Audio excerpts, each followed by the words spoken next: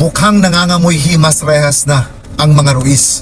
Kulungan is waving kumbaga. Dahil maliban kina alias JM, alias Dodong at alias Patrick, natatayong mga testigo sa kaso ni LV Vergara, may 3 pang lumantad ngayon para tumestigo laban sa kanila. Ang 2 sa mga bagong testigong ito ay mga dating tauhan ng mga Ruiz. At yung isa ay yung basurero na nakausap mismo at napagsabihan ni LV na minamaltrato siya ng kanyang mga amo. Itong dating tauhan ng mga Ruiz at itong basurero ay nasa kustodiya na ng CIDG. Kumbaga, nasa proteksyon na sila ngayon ng CIDG. Itong dating tauhan na hawak ngayon ng CIDG ay si alias Pau Pau. Siya yung lumabas dati na sinasabing dating sales boy ng mga Ruiz. At naikwento nga niya na nasaksihan niya kung paano sinasaktan ni Mrs. Franz Ruiz si LV Vergara. Ilan sa mga nakita niya ay yung pananakit na gamit ang martilyo kay LV Vergara. Ganon din yung paglalagay ng sili sa bibig ni LV at sa maselang bahagi ng katawan niya.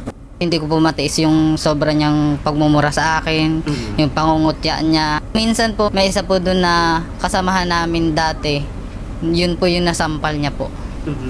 Gawa daw po nang hindi daw po siya maalam magbenta sa tao. Nakita niya kung paano tratuhin ang kasambahay na si LV Vergara na hindi pa bulag noon.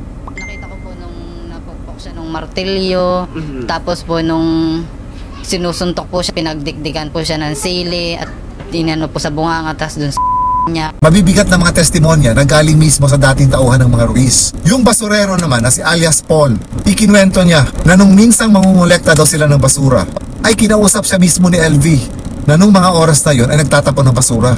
At sinabi nga ni LV na sinasaktan siya ng mga amo niya. At nakita rin daw ni Paul yung mga pasa at sugat sa katawan mismo ni LV. At sa kwento ni Paul, pupunta na siya ng munisipyo para ireklamo itong sinasabing pagmamaltrato kay LV.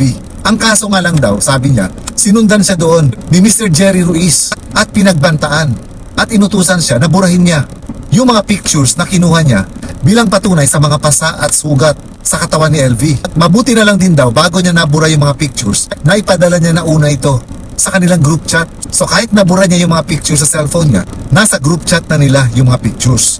At ngayon, ayon nga sa Municipal Social Welfare Office ng Mamburao, hawak na nila itong mga pictures. Nakuha ni Paul na magpapatunay na maraming pasa at sugat si LV sa kanyang mga katawan nung magkita sila. Hindi lang isang beses silang nagkita ni LV.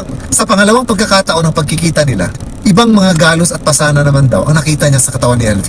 Yung sunod na hakot po namin, napansin ko na parang iba na naman yung sugat niya. Ang sabi niya, binubugbog na daw po siya doon. At itong pangatlong tetestigo laban sa mga Ruiz ay dati ring nagtatrabaho sa kanila. Tumagal ng 6 na buwan. Itong 57 years old na ngayon na si alias Maribel. Pumasok daw siya sa pamilyang Ruiz noong 2017. At ayon na sa kwento niya, noong mga panahon na yon ay nakita niya na si LV na nagtatrabaho na rin daw sa pamilyang Ruiz.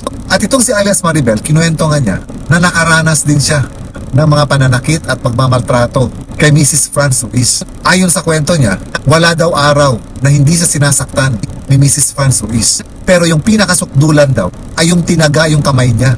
Mabuti na lang daw at hindi matalim yung ginamit na pantaga at parang ang ginamit yata ay yung likuran ng pantaga kung kaya hindi nasugatan si alias Maribel.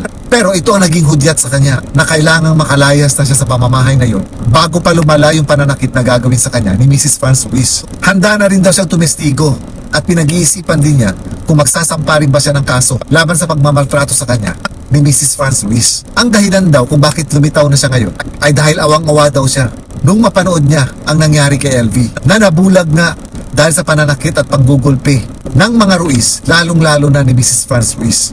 So kung sinasabi nitong dating tauhan ng mga Ruiz na 2017 siya nung pumasok siya bilang kasambahay sa pamilyang Ruiz at nakita niya na nung mga panahon na yun si LV, bakit ang sinasabi ni Mrs. Franz Ruiz sa Senado na 2020 nung namasukan si LV sa kanila?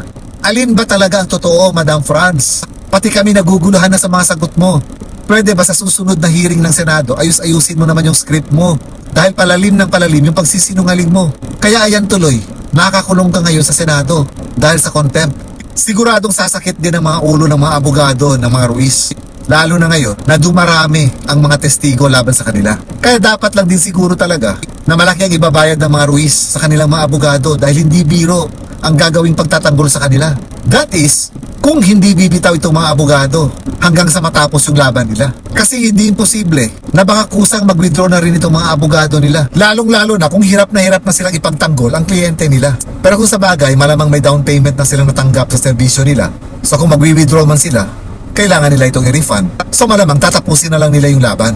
Habang tumatagal, dumarami yung mga tumetestigo laban sa mga Ruiz. Kasi kung maalala ko, nung lumitaw na si alias JM, si alias Dodong at si alias Patrick, may 7 pang mga dating tauhan ng mga Ruiz na inaasahan din ng CIDG na lumantad at tumestigo laban sa mga Ruiz. So kung may 2 tauhan ngayon na lumantad, ibig sabihin may 5 pa na posibleng madagdag bilang mga testigo.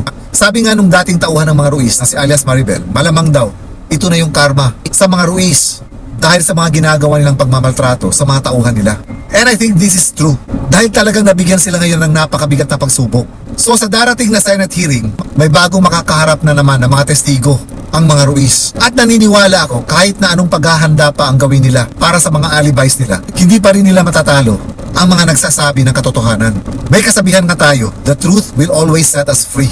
Wala rin tayong balita kung ano-ano ang napag-usapan sa closed door session ng Senado nung humarap ang menor de edad na anak ng mga Ruiz. Although sa palagay ko, ang madidiin talaga dito si Mrs. Franz Ruiz dahil halos lahat ng mga testigo ang binabanggit na pangalan na nananakit at namimisikal sa kanila ay si Mrs. Franz Ruiz.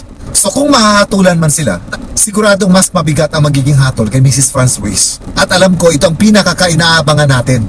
Ang managot ang dapat na managot at mabigyan ng hustisya. Hindi lamang si LV Vergara, kung hindi ang iba pang mga tauhan nila na nakaranas din ng pagmamaltrato.